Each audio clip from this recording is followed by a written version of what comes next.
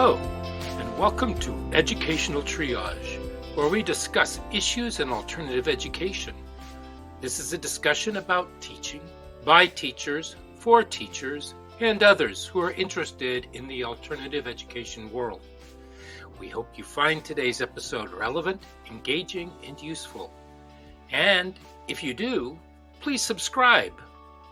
I'm Tony Hunt, and I'm here to help guide you with the help of my friends Christy and Philip. And a hello to everyone out there, and welcome back to Educational Triage. I am Tony, and I am joined with Philip. Aloha. And Christy. Hello. And Christy, what is our topic for this week?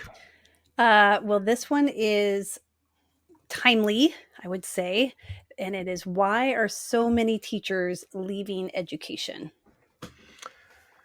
Because if you all know, or if you've been reading, or if you are working, then you should know that not only are teachers sort of willowing away, but it's also very difficult to find a substitute these days. Mm-hmm. So, and here's my first question. Can that be attributed to COVID? The fact that we don't have enough teachers, the fact that we don't have enough substitutes. Do you think that COVID is keeping them away? Yes, but I don't think it's the only reason that we are having these. In my opinion, it's not the only reason that teachers are not entering the field of education and they are retiring or quitting. I don't think COVID's helping. I think it's compounding the problem. Right. Philip? Oh, yeah. That's an interesting question because I'm a guest teacher, what they call a guest teacher, but a sub, as they call me on the floor, but the kids call me a sub. But yeah, anyway, it's a really good time to be a sub. I can pick and choose any job I'd like, and they're desperate to have them. And it's very interesting. And you're also retired. I am retired. So that's very nice. I like to work with fifth grade and up. And so it's kind of an open field for me. I was asking a lot of teachers this question because I knew this topic was coming up. And a lot of them just gave me a lot of the same answers very passionately. Mm-hmm. And COVID, they said, was interestingly enough sort of the final straw. But yeah. Mm-hmm. That it added so much more workload because there aren't enough subs. And any given day, I've got my choice usually of the lower grades, K through 3, of no less than 15 to 20 jobs in 3 districts. Oh, wow. In the upper jobs, upper like 8, maybe middle school, high school, another 8 jobs. And then amazing. Yeah. And I usually work 4 days a week. I take 1 day off to do stuff. And then sometimes they get called like personally. Hey, can you fill in for, this or that?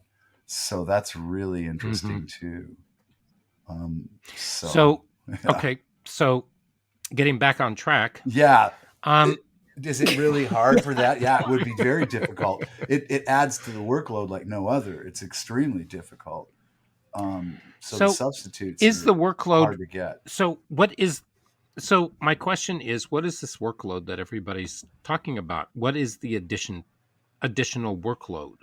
Ooh. So I know that people were complaining about having too much on their plates, which they always complain about, and rightfully so, but this was long before COVID ever hit. So what is this phenomenon of more and more and more? Is COVID feeding into the stress levels, or because COVID does seem to be playing a significant part?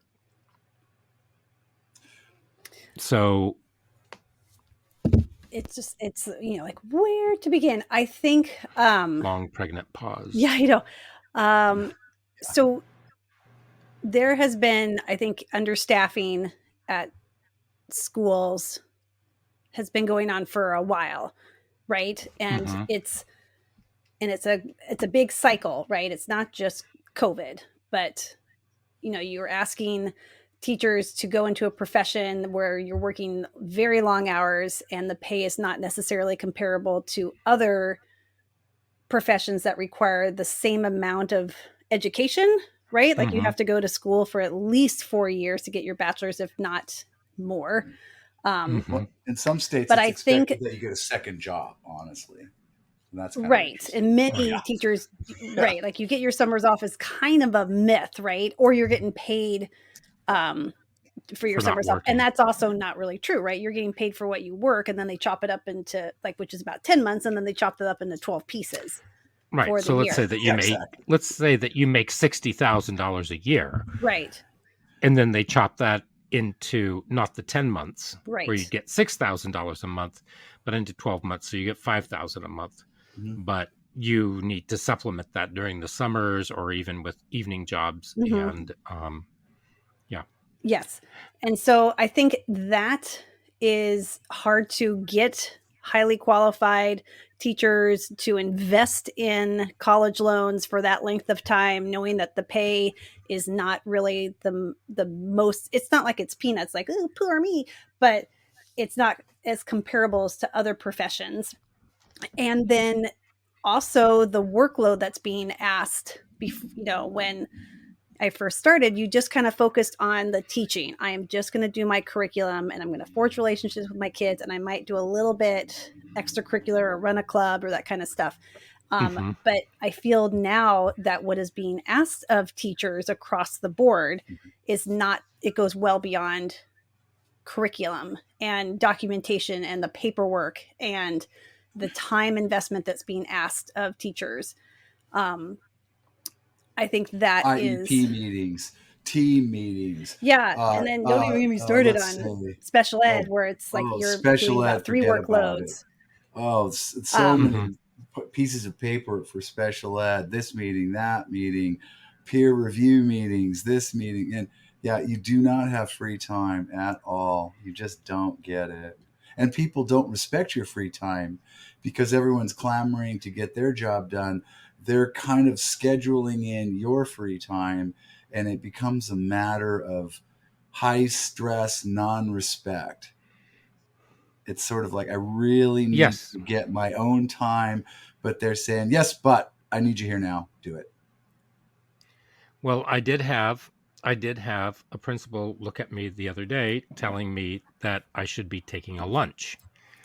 Mm. And I said, that would be really nice to be able to take a lunch, but I just don't have time because I'm meeting with students. I have other people who just drop into my office. I have all kinds of stuff happening.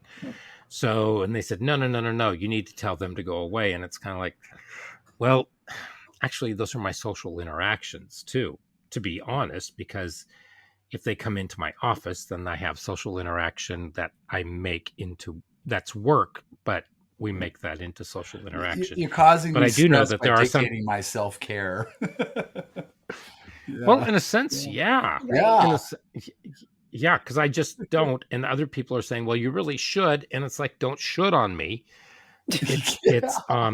You got to pronounce Because that your self care carefully. is interacting with students, and they're saying, "Oh no, your self care should be having a lunch." And it's like, yeah, sitting here looking at students and not interacting is not self care for me at all. right. Because in our program, we have kids who stick around during lunch so that they can leave early because they have lives outside where they're going to have to go to work. They're going to have to take care of kids. They have all kinds of stuff going on. Exactly. So they rely on us to help them get their extra stuff done so that they could be there because our job, after all, is supposed to be student centered and it's supposed to be for the students rather than about the paperwork, Mm-hmm. about the meetings, and Mhm. about dotting the I's so that we look good in a Mm-hmm. sense. Meet And the standard. do you think so? Here's the other question I have, though, and this is something that I was considering today while I was thinking about this topic. And that is how siloed are teachers now? Do they really, Mhm. are teachers actually able to reach out and have interactions with other people outside of their own department or outside of their own classrooms much anymore? It's definitely hard to make that a blank a broad statement just in light of the past 2 years where we have been, virtual. You were siloed by yourself, and your interactions with other people were via a Google Meet, which I don't think quite, it's not the relationship or interpersonal relations you kind of go or want when you go into teaching, right? So it's kind of hard to, because right now it doesn't feel like I'm interacting with a lot of people. And especially these past couple of weeks when we had to go back to virtual, right? So it's just like, hey, we're back. Yeah, you went back to virtual, didn't you? But Sorry. Yeah. I think Oh no. I do feel like if I kind of look back on just my tenure at this one school that I'm at now, there does not seem to be as many social interactions within either with other teachers, right? Because it's your every waking moment before you teach, you are meeting about a student, meeting to prep, meeting about staff, meeting about, all meetings every single morning. And then you are kind of playing catch up usually during your prep. So there's not a lot of time to collaborate. And then usually that same thing is like kids stay after for lunch or into the lunch hour as I'm like scarfing stuff down. And then the kids that show up early. So your lunch half hour is really not there.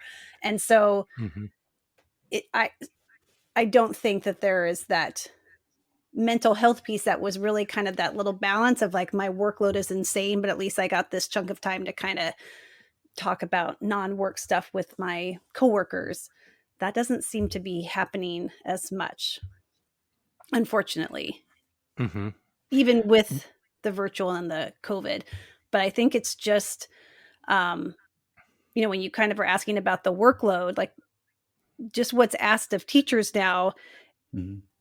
is so much. Like if we have to build relationships, well, you got to go beyond the curriculum and you got to take time to meet your kids and learn about their families. That's time that you have to weave in with your curriculum that you have to get done in a certain amount of time because grades are due and you're going to get observed and you need to set your goals.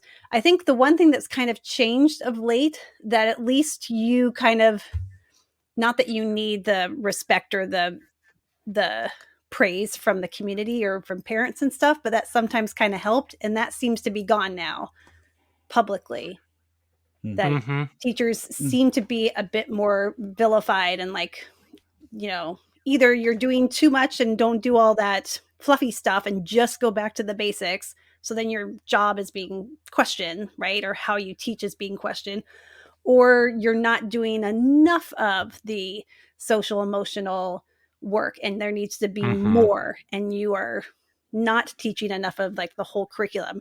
And so that support that we kind of got from the community, like remember at the beginning of COVID they were like teachers are our heroes and we had to teach our Mm-hmm. kids at home for 3 days and we totally get what's Mm-hmm. and that that attitude has seemed to have shifted to like I parents am going to tell you what to do in the public education setting. Like that's my role now, which it didn't used to be. And you just need to shut up and teach my kid and teach them really well and get him prepared for like all levels of post-secondary opportunities. And you also need to make sure that they have enough food and transportation and help with their social emotional part. And then I need to do my child find because now I'm questioning like there's all these things that you Well, don't I think, seem to have the support of either the but do you think that came because so many parents had to take on the job of teacher in a sense where they were, in a sense, homeschooling? A lot of teachers were, or a Mhm. lot of parents were, and so they took that on, and so they're just projecting, perhaps. I think there's a lot of projecting and a lot of I wish it was like it was before. I miss what that was like. And so I think there's a little bit of longing for what it used to be pre-COVID, right? You put your kids on the bus and they'd go to school and all is great. Mm-hmm. And then they would come Yeah. back and the big things you had to worry about were like, are they turning their work in? I hope they're getting along well with their friends. And I think that it's not like that anymore, right? Your kids are staring in front of a screen. We are Yeah. doing mass amounts of catch up for the lost years. I'm air quoting, right? And that, Yeah, there is also a little bit of a politicalization in education. There's mm-hmm, been an increasing amount of that, and that's come from it. you would think it comes from the front and center sort of school board, we're not going to teach CRT to our kids thing, you're hearing, but it really comes from a long tradition that came back in the 80s and then through the 90s and then from the No Child Left Behind. And it's the textbooks and then sort of the standardization and then sort of the making a profit, the privatization of curriculum, and then it sort of rose through the population centers. And I didn't realize it at the time, but when I was coming through school, we were creating curriculum and very ingeniously doing it. I mean, I had some really good units I had created from scratch. I didn't think of ever really using a textbook unless it was a sort of a carry unit, something that the kid needed to cover and I needed to get to it quick. Otherwise, I created it. And little by little, because of standards and No Child Left Behind and then the Race to the Top, these standards came in. These textbook companies put these standards in the textbooks. The textbooks took it over, and that became sort of the way it was. And that So took do a you lot think of the that that creativity away from the teachers and killed a lot of the art that is teaching. I'm sorry. Go ahead. took away a lot of the autonomy Yeah, from Mhm. the the art. teachers? And Exactly. Yeah. this is exactly what I mean by the corporatization of education. I think it's turned into a for-profit endeavor with Yeah. some people making some really good money and some people getting kickbacks at the top. The people on possibly on the school boards, I think that Hmm. the top administrators, they get really neat Yeah. things. I know that when I was at the NAEA conference, the people from Edgenuity, if you were from a district and you represented a district that was a good client from this one computer-based platform, they took you out to a very swank, nice dinner Oh, in a very nice evening. And I said, well, where's mine? Because our district pays a what about lot. me? And they said, well, nobody told us you were coming. And I said, well, of course they wouldn't, because I don't Uh, want them to know that I'm here. But uh-huh. Well, yeah. One of the things that blew my mind was that we had a director of curriculum and instruction in our district that I worked for, and he had never taught in a classroom. That blew my mind. How can oh you yeah, attain that position and never Yeah. teach a child? What do you know about curriculum and instruction? What do you they possibly don't. know having never taught? Where's your Well, that's credential? an. Well, here's the thing. Here we are. Let's take a look at the realities of it. Teachers are basically inventory pushers. Children Not have this one. become the inventory. Yeah. Children have become the inventory, Mhm. and they see it, they know it. And Mhm. so the standards, look, the curriculum that you developed, I'm sure, that Christy has developed, that I have developed, Mhm. they all meet the standards. There's Mhm. no question about it meeting the standards. Mhm. But we were forced into, some of us, into using textbooks, or we were forced into doing X, Y, or Z. And so we adapted to those, but apparently those weren't good enough. So now we have to do even more that goes with the corporatization. Mhm. All of a sudden, and this happened in 2019, I believe, and this is another big complaint by teachers as to why the stress level has gone way up, Mhm. and that's micromanaging. Yeah. Yeah. All of a sudden there has been an incredible amount of micromanaging. Why? I have no idea why. So I wish somebody would explain to me why all of a sudden and it's not just where I work, but as soon as we got this new principal, all of a sudden they were in meetings and they would meet in one office and they would finish and they would move. You know, in the cartoons when they move kind of like in groups and they kind of shuffle along and they kick up the dust and then Oh, they kind And of they right. move and mumble then, rah, rah, rah, rah, yeah, rah, and say rah, rah, rah, and yeah, yeah, yeah. right. It's kind of like, yeah. And that's how they moved into their next meeting. And they Yeah. constantly did this day after day. And it's like, Mhm. what the heck? And they don't even communicate with each other about the things that they should be communicating about. Yeah. And it's really, really an interesting phenomenon, but at the same token, Mm-mm. nobody knows what the other person is doing. They're not communicating. They're telling everybody one thing while somebody else tells them something completely different. Nobody knows who's in charge. Nobody knows what's going on. The And creation of the everybody wants beast. to stick their nose into everybody's business, Right. Remember and what we talked nobody about from the seems to very care. beginning? The whole point of this is what's best for the kids. From the very beginning, Well, what's they best for don't the care, kids? but They don't care. that's not what they're interested in. No, it's They're not not about the interested kids, in not that. to them. The guy with director of It's curriculum and about, instruction never met a kid, never worked with a kid. What is he Well, they've never got it. knew kids? I mean, Yeah. the yeah, the no, workload it's true. seems to be the number one or number two reason, like in all the articles that you are reading of late. Hmm. Stress, workload, Right, and Mhm. health. Right, that kind of piece has kind of come right. to the forefront of late. But I mean, like the workload is just unsustainable and unmanageable for so many teachers. And so it should be, from top down, right? Like, how can we take more off of their plate rather than adding to it? Right. Like, I don't need more meetings to talk about my workload and then fill out a survey about my workload because now I'm not getting to the workload that I'm complaining about because I'm having to do all this. Right. Like, and it Right. just is compounded. And it doesn't seem to be one school or department or even level, right? Like it's across the board. Granted, the workload is different at middle Tony said school it. and It's elementary because we see school. kids as inventory. It's very clear. So if you Yeah. see a kid as a product, if you see kid as an inventory, what do you do with bad inventory? You get rid of it. You can't hold bad inventory. It's really bad business practice. It causes your company to go down. You get rid of it. Except a kid's not bad inventory. You can't just say, "Hey, kid, And hit the road. Get out of here." You can't do it. but the interesting part of it is that I believe that we in alternative ed see, we have more of a dystopian view of that entire thing, because if I'm teaching in a regular classroom and a kid transfers out, the kid transfers out. I still have Mhm. up to 38 kids that I need to teach in our 6 feet of separation, quote unquote, Yeah. room to keep them safe from each other. Um, but I still have to teach all these kids. And if a kid transfers out, yeah, that's a little bit of a pain.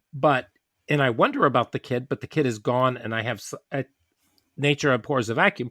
So I'm going to have another kid that takes their place, or there's something more that happens. Mhm. But in alternative ed, we see what they do, because they take that kid and they toss them. And a lot of times they place them into a program. The kid doesn't really know whether or not they want to be in that program. So there's no consensuality about it. And not only that, but now the districts are paying big bucks to have them stare at a computer and do that, rather than trust and respect the years of experience that the teachers have who are there to do it. We know our stuff. We Right. know what's going on, but you have these people who have, and I'm going to say it, doctorates, who may have only taught for maybe 1 or 2 years, and their whole thing was about getting power and about getting the big bucks and to moving up and being able to become a bureaucrat. And they rely on people that they like, not necessarily people who have any real experience. And so I know that in our district, we have a bureaucrat who doesn't know anything, who's dictating based on the input from somebody who came in without any experience and took over an alternative ed program and made it and designed it so that it would be efficient for them to be able to plan their practices and their sporting events and give them more free time. I think that there's a lot to unpack there. Let's just Oh yeah, but what I'm just saying that they are not picking pause the for. right people to go through and to do things. They are disrespecting the people who are there, who understand what's going on. They hire people that they can use as milquetoast, that they can bat around and that they pretend to listen to, but they're easily manipulated, because that way they can have kids comply and they can take care of them, and they're out of the system in a sense. And they're just they're put on a shelf Well, and that was until a they big one. finish. Like one of the articles that, there's just tons of them out there right now, right? And one Right. was from edweek.org. And Mm-hmm. Mm-hmm. here are the top reasons that to keep teachers from quitting. And that exactly, not word for word, but like professional input is not taken seriously, right? Right. Right. Art, They don't care. They don't yeah. care because they know best, because they wrote a thesis on something, or else they read an article through ASCD or something. Yeah. But Keep going. that the quote was, what drove me and my colleagues away from our local district and the jobs we love is the common disregard for our professional input. We are in the trenches. We know our kids and what's working and what we need to help make our kids learn better and make our classrooms run. And then the next quote that I love was like, our school board and district admin continued to exclude us from critical decisions while being completely oblivious to the conditions they created. And that's, it's That's a hard if perfect policy's statement. coming and you're like, this policy doesn't make any sense when you're not coming into the building to see Mm-hmm. what we're doing. And, it's not just at the secondary level. It's, And we need more resources in the schools. yeah. And yet, if you look at district offices, they it's a hoarder's wonder dream. I mean, Yeah. they are packing people in there Oh, I like think meant like sardines. or curriculum. No, Like, what? they're Yeah. hiring they are hiring more and more administrators to do things that are supposed to help everybody, but all they do is generate more work because they have to become relevant. So what's the best way to do that? And how many people do we actually have that are with boots on the ground doing things with the kids? And yet we are finding ourselves with fewer and fewer teachers in buildings. Right. We've lost a lot of staff across our district and in other districts too, where they are just teachers are leaving to go into more administrative positions where you're losing a lot of. Because that's where the money is. Right. And so if you're not being compensated in a rewarding job and you're not being compensated in like your mental health or the joys of teaching, because your workload is getting, your plate gets more and more full, it's getting harder and harder, you're asked to do more and more. And that's not necessarily the pay. It's just like, here's your year-end bonus, right? So all of that just compounds with the teacher staff shortage, and it's not improving. The crisis is coming. But then if you complain about it, then the media paints you as being, either lazy or defiant, or, it's just frustrating across the board in a lot of areas when you're working like 14 and 15-hour days for the 8th week in a row. And, Right. But we all know that the media is a really negative form of entertainment anyway, and that they don't really paint a clear picture, and it's usually biased so that they can sell. It's usually clickbait. well, there's so much of it out there that is being shown as news and fact-based. And you're right. It's just, someone can put on like a viral thing from a school board or a TikTok or something like that. And then that is then justified as, research-based investigatory journalism. And it's not.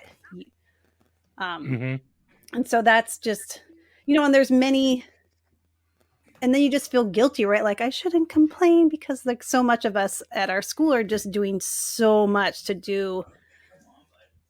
So, every day we're being asked to do something, pivot, you're doing something else. And then we're going to do this. And by the way, now we have to shut the school down, and like, okay, we're going to do this. And then now we're going to learn a whole new platform to teach that you didn't do last year. You're like, well, okay, pivot. And then I'm going to do that, right? And when are you supposed to, do fun things with your class? Because nope, we just canceled field trips, pivot. Right. So all this stuff just keeps happening. Yeah. Well, And yeah, because you have hard. to find new stuff that you can work with, and you're limited. And so how do you do that? And how are you going to teach relevancy in your topic area? We were fortunate because we took the kids on a field trip to a job fair, and some of them found jobs. Recently? Like before they... Oh, yeah. Well, this is back in September. Oh, yeah. Okay. Long before. Yeah. So, and there are factors that are out of our control. Like I can't control if the state is having certain protocols where we have to contact Right. trace, or we have, a third of your teaching Hmm. staff is out. It's hard to run a building, right? Like, can't control those things. Well, Um, and that's, well, I told the administration in my building, I said, it would be nice to see if you would actually maybe offer up one period and maybe go in there and teach and do some subbing. And the response was, we have so many meetings right now, and we also have to contract trace. And then yeah, I went into the war room, and there was one war room. administrator. There was one counselor and one administrator. The rest of them were in meetings. So it was, fascinating to It me to is. see. I have found that I'm holding more meetings per student that I am responsible for managing their education. That seems to also be increasing, in addition to like Mhm, the workload that a special ed teacher just has to do, right, with just legal paperwork. But mhm. it's just, that kind of circles back to workload, and that trickles out to, if I have a kid that's struggling, that's in special education, well, that you need to involve all their teachers. Well, if you happen to be a gen ed teacher that has a course with a lot of the students who are working on IEP goals, then you are being involved in these meetings, and then your workload, right? Like, so it's just this domino effect that keeps going, which is Right. Well, I hard think for that's one of teachers the across the reasons. board. I think it's 4 episodes back when I met with Marion Wagner, Hmm. who's a former school psychologist. And these are all reasons why she left the profession, because for her, she was no longer working with kids anymore. She was a paper pusher. Yeah. Yeah, because you got to And document everything. Yep. and she had told me that her entire job seemed to be to keep the district from being sued. And Yeah, I can totally that understand that viewpoint for sure. that was all she did. And I think that was in Vegas. And I think it was because of all the influx of all the people from California moving into Clark County, because Clark County was a huge, booming county. And I remember they offered me a job back in a long time ago. In Vegas? And Ooh, yeah, yeah. big roller. But, it's, well, Philip and I were both offered jobs in New Orleans. Oh, Remember that? Yeah. No. Yeah, no. we had Philip and I had presented different things, but at the National High School Conference, and we were sought out, which was kind of nice. It was flattering, but that was a few years ago. Um, but We're much younger but then. oh yeah, but I think I think there is a lack of respect even from administrators. Yeah. They really don't care. You are there to do their bidding. You're there to make them look good. You're there to get their numbers. Because I think they're just a bunch of digit heads who want their numbers up. I don't. That's a strong statement. I think that sometimes they're I'm pulled into. passionate. Well, I mean, I think sometimes they are pulled into so many meetings with district and the community that it is harder for them to get in to our classrooms, right? And these past few weeks, notwithstanding, where they were doing contact tracing and stuff with COVID for like dawn to dusk every single day, I'll right? They actually couldn't Yeah. back up do. Tony's. I'll back up Tony's lines on numbers, and I'll do it this way. I would say once upon a time, numbers are. We like numbers. We like test numbers. Like, hey, I got Yeah, I love 91%, which data. means I got an A. Data. Yeah, Yeah. and I can make data have fun, But numbers became important when you started talking about standards, when you started talking about testing. And when they started talking Right. about testing, I made the big warning. Listen, if you talk about this, we're going to start teaching to the test.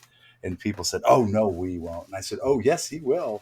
And oh, yes, we do. We do it like no other now. Really, we do it like no other. Everything we do is focused to those darn tests and those darn numbers. And I agree with Tony. We have become obsessed with numbers. In fact, numbers mean more than kids do now because It's Administrators all don't corporate meet data kids. sheets It's all data. and Administrators don't care about spreadsheets. kids. They care about data and spreadsheets. They do not care about kids. They say they care about kids. They pat their little heads and fluff up their little hair and call them nice names, but they don't give two darns about kids. Not Their one, hair. not two, and And not the a sweet three. thing, this Not a third. Yeah. this and the sweet thing about our students is that they are very upfront about everything. And I was talking to some administrators and they said, "Oh, you know what? I love the kids. They're so great. I just love speaking to them. And maybe they come into my office and we sit there and we talk and this is just you and me talking and da da da da da." And I was asking the kids and I said, "Tell me about the administration." And they said, "Oh, they're just awful. They're so phony and all they do is talk at you. They don't have a conversation." And I said, "Really?" Because they tell me that they have conversation. They said, "They have the conversation. We Mm-hmm. listen." And that's basically it. And then Yep. we leave. And they said, "Yeah, don't get the feeling that they really even care. They just want to hear themselves yell at us." And that made me sad. Yeah. That made me very sad because I do believe everybody has goodwill at the base, but I don't know. I think education is losing its soul. I think so too. I I really do. I It think didn't that used part to be is that way, but yeah. right, but it's so top down from, state graduation rates reporting trickles down to each of the districts and you're compared against each other. So that then trickles down to, it's all coming top down. Graduation rates, how are kids doing compared to others, compared to other states, so that it comes down to our building. And so then they're like, okay, the state is saying that we have to do state testing. And then all of us are like, do we need to do state testing right now? Like, we just are still in the pandemic and is that our priority? Right. And so in Well, those regards, that would be one of those examples you're like, is it in the kids' best interest and the teachers to devote 3 or 4, how many days to do state testing and the money involved? And then the and kids who then we missed have it. makeup And then time. the And makeup stuff. then And then they're pulled from their classes that they need to graduate. So, I mean, like those kind of things were like, To me, it's a there's we so no don't fat, need much. that it's a right big now. no fat brainer. It's no brainer. No, no testing. No, it's And the not Right. testing important. doesn't really tell us much of anything. Never If you does. can They take give a test us, on a computer, that's what it tells you Yeah. well, that, and it gives you a snapshot of the kid's day that in a day. sense Right. for Right. that day. But here's the problem, because they say, well, it tells us how well the kids are going to do in college. Guess what? Mm, Kids are dropping out of college at an alarming rate. They go in, they're dropping out their first year and their second year. It's right. too expensive. They're I mean, look at inflation. Inflation is going to hit people very hard this year. Mhm. Mhm. And so you're going to have even more kids dropping out because they're going to have to help support their families. Yeah. And I'm not talking about the upper middle class where the parents are paying the tuition. I'm talking about the real people on the ground, the ones who we are supposed to be helping lift up out of poverty, Right. the ones that we're supposed to help lift up and make their lives better, Mhm. because isn't that what education is all about? And they're dropping out because they cannot afford it anymore, Right. and because the loans, and who dictates the loans? Oh, that's right, it all comes from the government. So don't blame the banks, blame the government, because they're the ones behind it, because they took that all away from the banks. Remember, we had all that just a few years ago. So I just find it so disingenuous of the government to say, oh, these loans are just way too much for these kids. Well, then quit making them take them out. Figure Mhm. out a way. And I mean, even universities have bloated administration now. And so do school districts. And that's where all the money's going. It's not going to the kids, it's not going to the teachers. But we should be working on imparting a good way for students to learn. So let's say that Right. Philip wants to go to college and it's Yay, expensive, Philip. but he's able to fill out his FAFSA and he's going to get some good financial aid and everything like that. Mhm. And Philip goes in there and let's say he's going to go to a community college. And so he's doing well. It's not as expensive as the other university. He can live at home. He can have a part-time job, blah, blah, blah, blah, blah. Yes. But then when crisis hits the family, he needs to go to work full time Mhm. and maybe drop out of college, or can he figure out a way? Is there a way for him to be able to afford to go to college, Right. afford to work, Right. because he has within him the tools for him to succeed, because he has been given the opportunity to understand his skills and his talents, and he can exploit those because he knows the relevance of what he's doing and he can see a future ahead of him. Did I just make sense? Yeah, all the things, right? Like, and that's that alternative flexibility that we've talked about, and Right. being willing to, um, and you don't have to just bend over backwards for the schedule, but you can be understanding and problem solve. But you're right, Hmm. that going to college, it is crushing amounts of money to go Yeah, it is. to college. Yeah. So if the government really cared, I think that they would probably put a cap. I mean, is it Harvard or is it Yale that gets $42 billion a year from the Department of Defense every year? What? That is a Oh, yeah. big Yeah. number. It is a I have no idea. huge number Yeah. because they do research.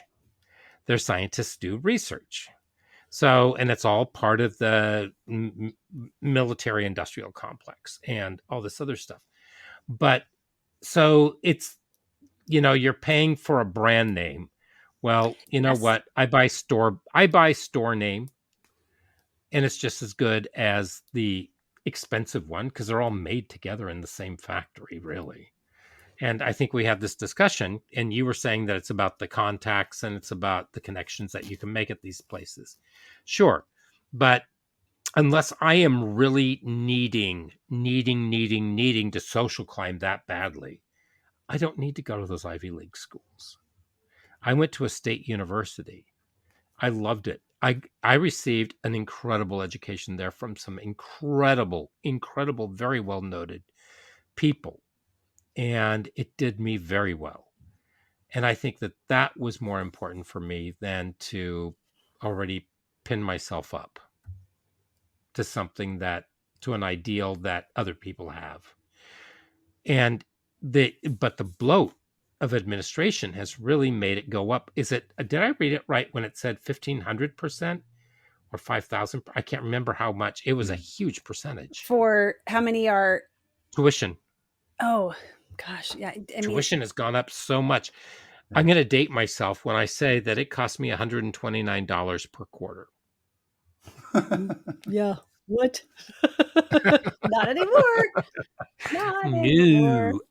And we were furious because they raised the tuition up to $157 a quarter. Outrageous.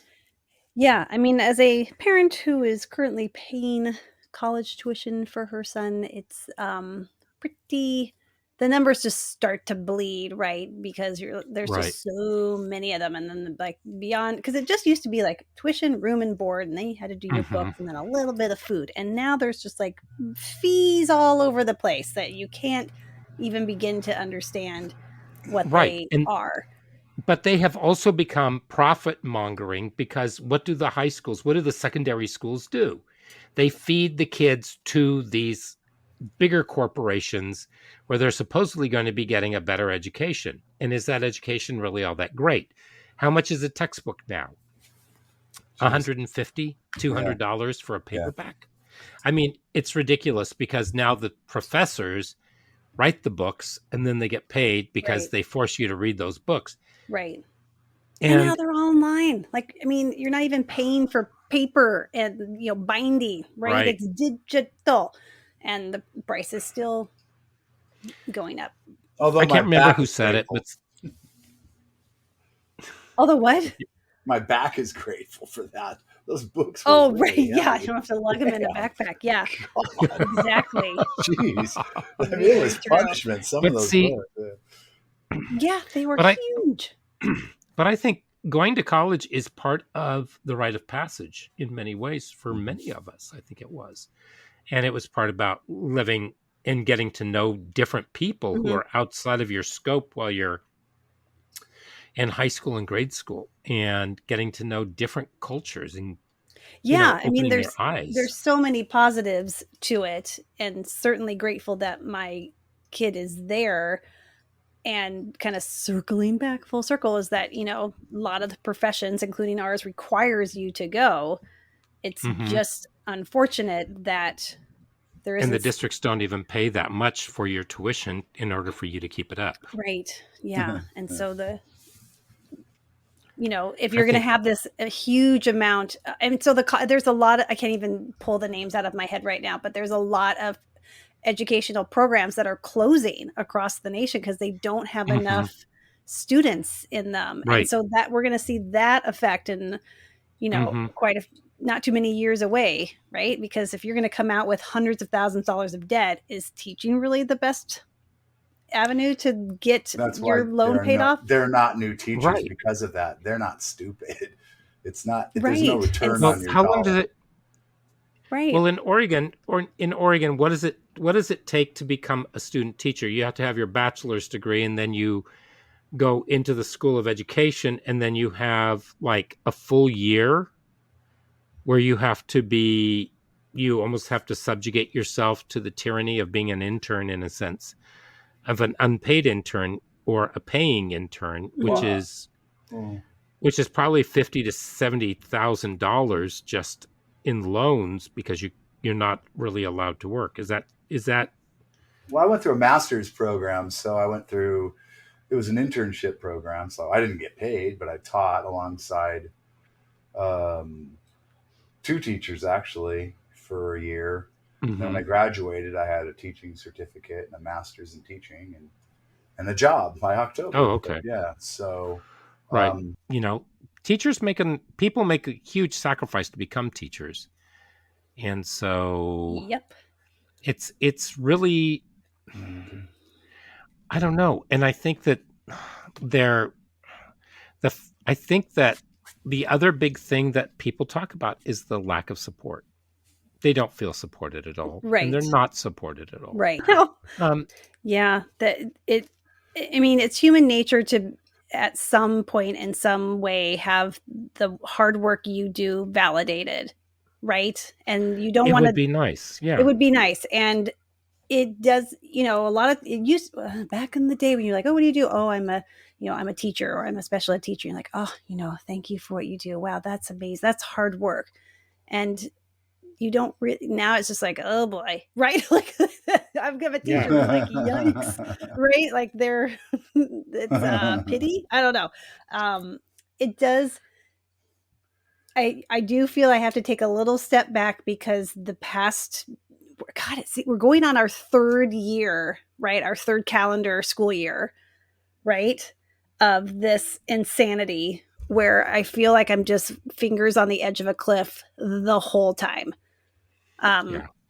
I do feel that I have understanding of my peers, right? Like they all get it. It's not like Hmm. we don't get along or anything. And so in that regard, it's that's been a saving grace because we're all kind of in this bizarro I would thing. say that most of us get it. There are some who are very close to administrators, And that's more probably, so than other teachers. yeah, and that's probably true of every building, right? Yeah. Like not Right. everyone's at the same, but to have your work validated, and it depends on, you're right, there are some, you don't go into teaching to get heaps of praise and validation because that's just not No, you don't go the into teaching to get rich.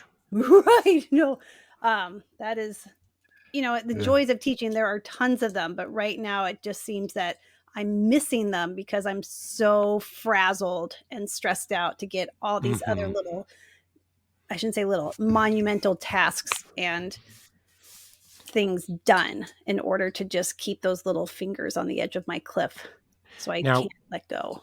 Does but that a make lot sense? of the teachers, they lost the passion for what they were teaching because of all of this. And to me, a lot of teachers They're stopped exhausted. learning, They're exhausted. and they stopped learning. And I, I've been through that. I've been through burnout. There's cycles of burnout. I Right. mean, especially over 40 years, and you hit those. Right. But what gets what's then you find a change. You find something that's different. Right. Because once you have a learning curve, all of a sudden it changes everything. Because if you have something else to focus on instead of the same rigmarole, Right. then for me at least, I get excited about the whole thing. Yeah. Yeah. And it gives you a lot more. But teachers are told to stay in their silos and to continue to do it, and no praise except for I hate to use this term over and over again, but it's so disingenuous. It just falls flat and it feels false. And the where they say, "Oh, you people are so wonderful. You're so wonderful. You're so wonderful. Now get back to work." Right. Is And basically the timber of what we right. hear. And don't Right. forget to take your lunch. Right. That's right. And don't take any days off. And then Mm. I know the So- statement about, like, keep learning, right? Like, I mean, that's what teachers do. We're constantly learning, but I'm rubbing my forehead because you're like, okay, if I'm going to go to a 3-day workshop, it's going to take me 6 days to get my sub plans in order and make right. And then now who knows if I'm going to get a sub. And then when I come back, I'm going to probably have about 6 more days of work to just get caught up. So when stuff doesn't go the way I want, right? Like, it's just almost more cumbersome to try to, arrange the time off. It's challenging. And on the flip side, you're like, are they going to, I remember one of my, coworkers are like, are they going to erect a statue in your honor if you're absent for a couple days, learning? Like, no, right? Like, it's all about me. They dance the dance of joy. Yeah. But the joy, but it's, sometimes it's just like, is it worth it to do all this to? Yes, because you get a vacation and you get to meet new people and you get to talk about different things. It's like planning for a vacation. It's a ton of work before you go on vacation, right? To arrange it all, to get everything ready. Mm-hmm. But then when you're on the vacation, you're like, so worth it, right? But go to, not virtual. Right. Yeah. So I think what we've covered today, to wrap things up, is there's a lot. There is a lot, and it's a very, very tightly packed question. But I think what it boils down to is teachers believe, and correct me if I'm wrong, teachers believe that the passion they've been stripped of passion. Mm-hmm. They've been stripped of any kind of credulity, and that they have nothing that's there that's being respected. You got to have a booster by the community, many times by the students, and especially by the administration. Their workload is just over, and their voices in the wilderness because they're so frustrated. And a lot of this comes from that frustration, and it's demoralizing and demeaning. And I think people are just exhausted. And unless they figure out a way that food is not going to do it for us, right. They need to find some better way to show appreciation to all teachers, not just their select buddies, because at the end of the day, that's who they're going to be stuck with. And most teachers would consider leaving, but they can't afford it. And you would think that at those meager wages that they could afford it, but they can't. Right. And so they're kind of locked into it. Well, you reach a tipping point for a right. Like, you kind of reach a tipping point. Right. And if you're at what point is restarting almost too hard than staying where you are for a lot of teachers, don't you think? Well, I think there's a fear of change. There's a fear of change and a loss of control, but you've already lost that control. And your fears are coming, there's a fear of just being stagnant, and that's what's happening. So there needs to be something. So my suggestion is that every teacher who hears this should probably take an inventory and decide, what are you worth? And are you worth a change? Are you worth respect? Are you worth having a life? And there's got to be a way for you to be able to do that without any crushing debt or anything. Mhm. And I think a I lot of do people know just that a good take it off. majority of teachers have partners. So, and if you do have a Right. partner, then that should be something that they would want to help you through as well. And then once more people start leaving, I think things will change. You can always go back. Go ahead. And I think one thing I want to say is it's kind of alarming too. For everyone knows that teachers are underpaid. That's been the knock on teaching forever, and it never kept anybody away. But what you've noticed is what's keeping people away, and what's turning them away, and what's really killing them is what Tony said. Is it's the morale, not being able to be a teacher, even for the low wage, just being an instructor, an automaton, a deliverer of the inventory. It's just not acceptable to me. It never was. I'm an artist. I'm not Well, a and deliverer feeling of supported in what you inventory. I do, don't right? read from a Like book. that Right. you may be I teaching in your don't own do classroom. that. Yes. Yes, they did. They actually told me, "Why don't you use textbooks?" I mean, don't question me. I'm a professional. Ask me how I think about things, discuss Right. things with me, but don't up and I've question been me. teaching. I'm a professional. Yeah, you don't come into the hospital and talk to everybody but the doctor about how the Well, they're so into operation state is going tests, to and go. then they say, "Well, we have Yeah, concerns because you're not licensed to teach in these areas." Well, read the bloody alternative education law. Secondly, look at the test scores that my kids have for science, for mathematics, for language arts, and my students excel. And my Mhm. students come to me and they don't have those skills, and we're able to work with them and get them there. So don't question the fact that I can't teach these things. And also look at the laws that allow me to teach these things. Don't assume. Especially if you're not a teacher, if you're Mhm. not qualified to question what I do. Right. Because I work with a Get it? superintendent who taught, I think, 40, 50 years ago, taught second grade for a couple of days, and that for a year or so, Doesn't work. and then boom, went for the big bucks. So there's Big bucks. a huge difference between policy and providing an education. Mhm. So Yep. Mhm. anyway, so Lots. I think we should wrap it up. Okay. Thank you Lots. guys. This was a really, really, really great chat. Oh, good. I mean, I think you kind of every once in a while you feel like, It was. "Hi, Debbie Downer," like, you know. Well, I think it's just one of those things that we had to talk about, and I think there were so many right-on moments that you both came up with, and it added some clarity, I think, to the discussion as well. Thank you. See you again. Yeah. Thanks, Awesome. everyone. And we'll see Yeah, you again. Thank you so much. Okay, and to everybody, Aloha. thank you and good night.